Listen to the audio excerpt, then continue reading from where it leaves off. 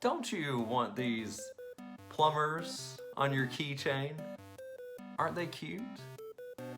If you want to learn how to make these guys, stay tuned for more.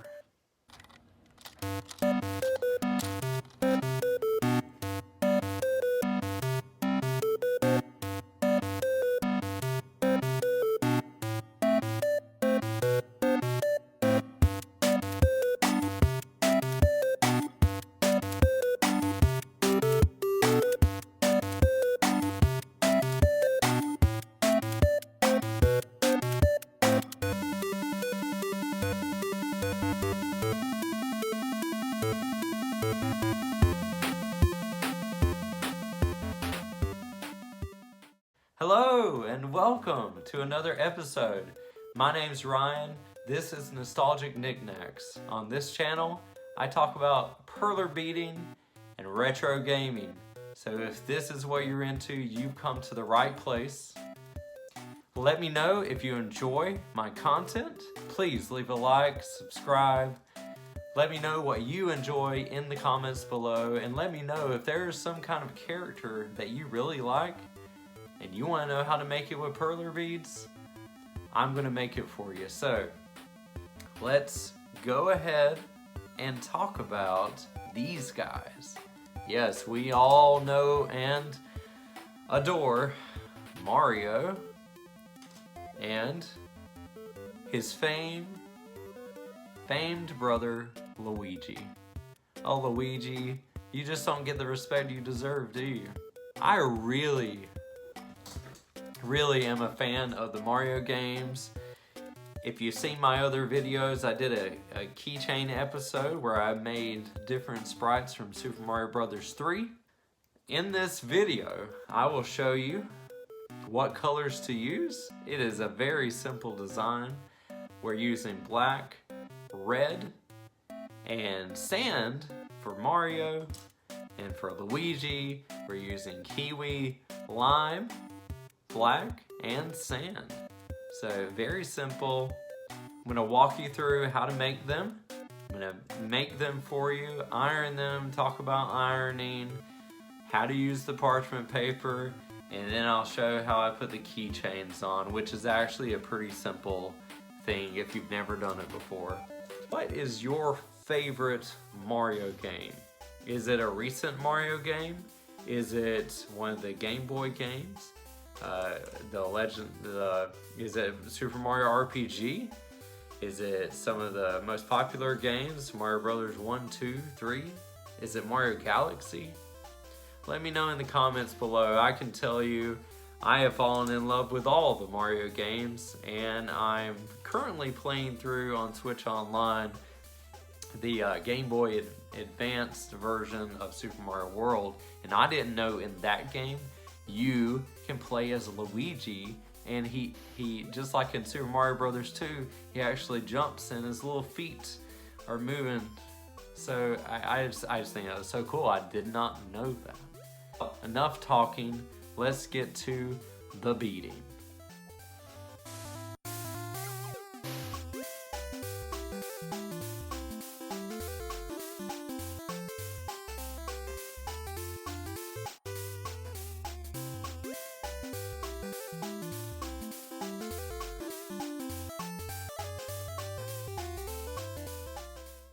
Okay, so I'm done with the bead work. Now I'm gonna grab my Cricut Mini. And if you haven't heard about this Cricut Mini heat press, it's a wonderful heat press to use with perler beads. It's very simple to use. So I'll leave a link in the description. Check it out. I think they're running about $49 on Amazon right now. So I go to the third heat setting. I'm gonna wait a little bit for it to heat up. It usually takes about 5 minutes. And then we'll get started with the ironing. While that's heating up, I wanna show you the parchment paper that I use. This is by Perler. It's called Perler ironing paper. It's about $9 and some change on Amazon. It's very well worth it.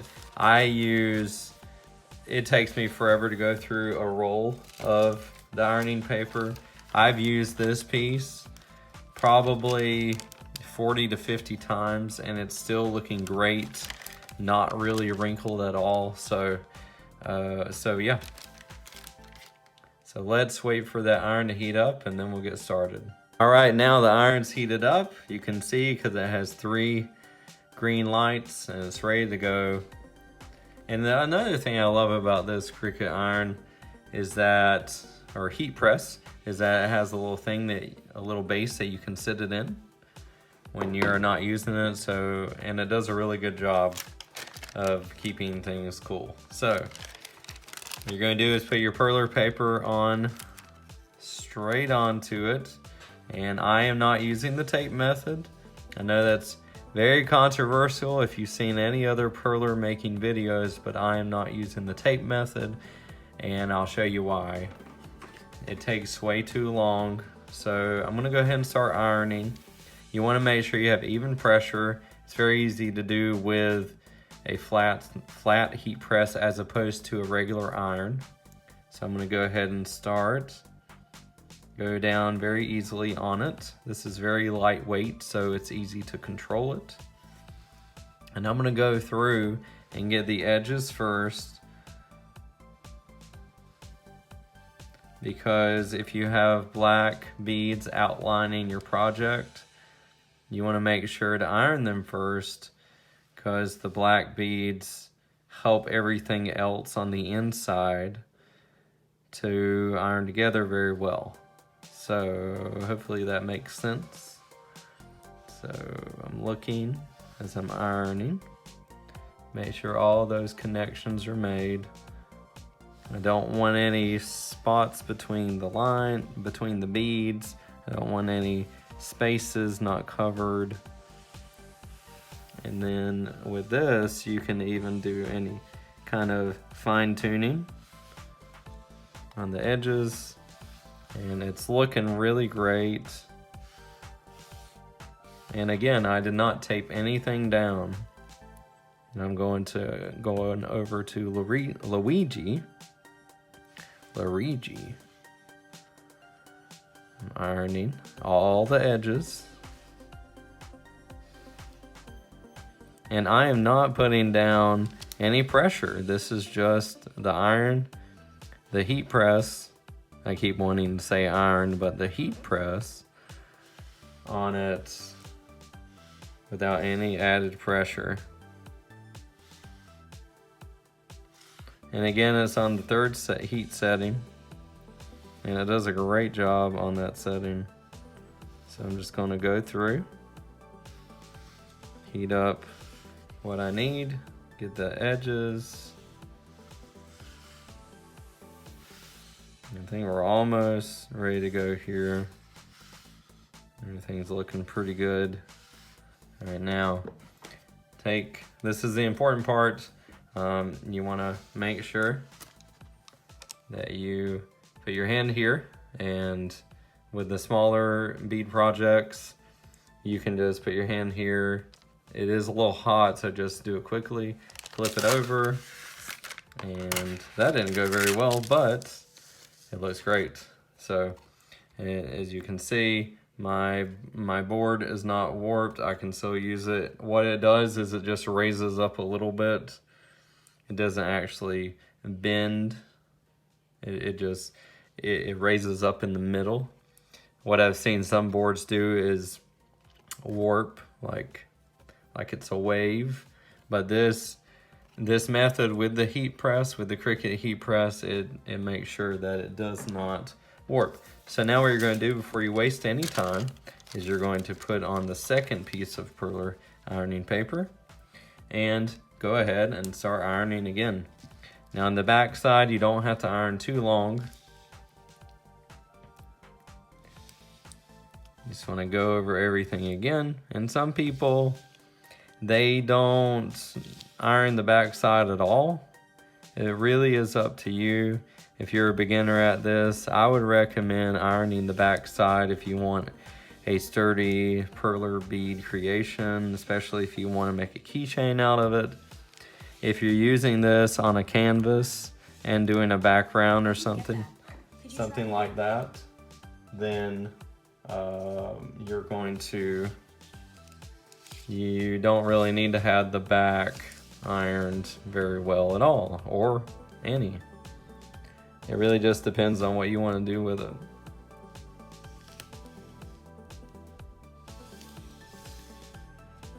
So, all right, so Luigi's done, Mario's almost done. Let's get the top here. And with these ironings, I usually do a time lapse for it, but I really wanted to take my time and show you the proper methods. Okay, so I don't want to touch it anymore.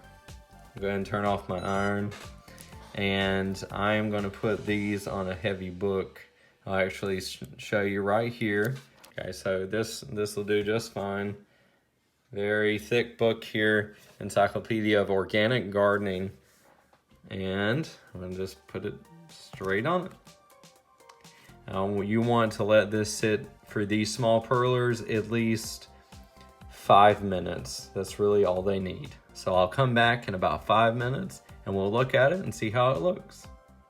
All right, now we're back. Had the book on it for 5 minutes. Take it off. Just lift it off of your perler beads. I'm going to take this and I'm going to move them, turn them over to the other side, and take a good look at them. All right. So it looks like everything melted together very well. They're rigid now, cannot break them. They are not warped, they are not bent. They were under the book for 5 minutes. And I can reuse my parchment paper. Isn't this fantastic? No need for taping, no need for poking holes in them for these small projects. So there you go. Let's do the last step. We're going to put the keychains on them. All right, now that you're done ironing and they look really great, and you put your heavy books on Mario and Luigi and you didn't squeeze them too hard, they look great. So now comes the easy part. You've got your keychains, you've got your little ring. All the keychains come with a little ring. And what I like to do to make this easy is to have a small pair of needle nose pliers. And what you're gonna do is take the little ring and you're gonna put it on that keychain like that. Now you're going to grab a hold of it kind of in the middle of that ring. And now I'm gonna take my perler, and doesn't matter which way, but I always like Luigi and Mario facing their enemy because you could only run from left to right in the games. So I'm gonna put it on the corner and I'm just gonna guide it into that hole, and it should go through with a little pushing. Now I'm gonna carefully grab it again, pull it around a little bit more. Now I'm gonna take the two ends and I'm gonna push them together. Hopefully I can get this pretty well. There we go. So now your keychain is on. Pretty simple. So we're gonna try same thing with Mario. So there's my Luigi. Now I'm gonna take my little loop, put it on the chain.